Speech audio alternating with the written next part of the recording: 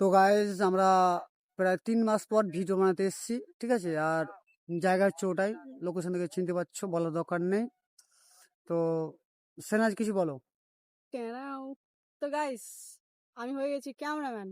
হুম। আরিয়ানের ক্যামেরা ধরে দিচ্ছি, ঠিক আছে। আমি আজকে কি বলবো, আজকে ভিডিও বানাতে ইচ্ছা করছে না, কারণ আজকে ভিডিও বানাতে এসে আমার মাথা ব্যথা করছে, ওই জন্য আমি দু একটা ভিডিও করেছি, আর আরিয়ান বেশি করেছে আমার থেকে ভিডিও।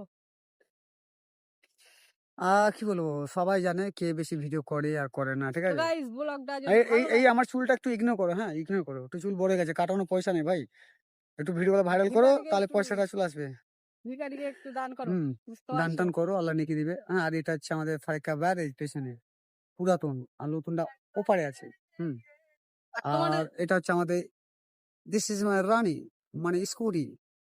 আর বলো কি তোমাদের বলছি। যদি ক্যামেরাম্যান দরকার পড়ে গাইস, তাহলে আমাকে তোমার হ্যাঁ, আর অনেকজন বলছিল কি আমি নাকি ওয়েডিং ছেড়ে দিয়েছি। তো সবাইকে বলি আমি ওয়েডিং ছাড়িনি, হ্যাঁ ওয়েডিং লাইনে আছি। যাদের দরকার বিয়ে বাড়িতে ক্যামেরাম্যান বা ক্যামেরার কাজ করবা ভাবছো, ঠিক আছে, কন্ট্যাক্ট করতে পারো। আমার ডিটেলস পেয়ে যাবা, ওইতে কি বলে জানো, ওই ড্যাশবোর্ডে পেয়ে যাবা। হুম। আর ব্লগটা কোথা থেকে দেখছো কমেন্টে বলবা, আর দেখার জন্য এখনো দেখতে থাকো, স্কিপ করবে না। আমরা কোথায় কোথায় যাচ্ছি তোমাদের কাছে হ্যাঁ, শেয়ার এরপরে করবো। আরেকটা ভাইরাল জায়গায় যাবো, ওখানে গিয়ে দেখাবো। চলো, বাই। হুম। তো দেখতে থাকো ব্লগটা, ঠিক আছে। ইন্টারেস্টিং কিছু টপিক নিয়ে কথা বলবো, ওকে বাই।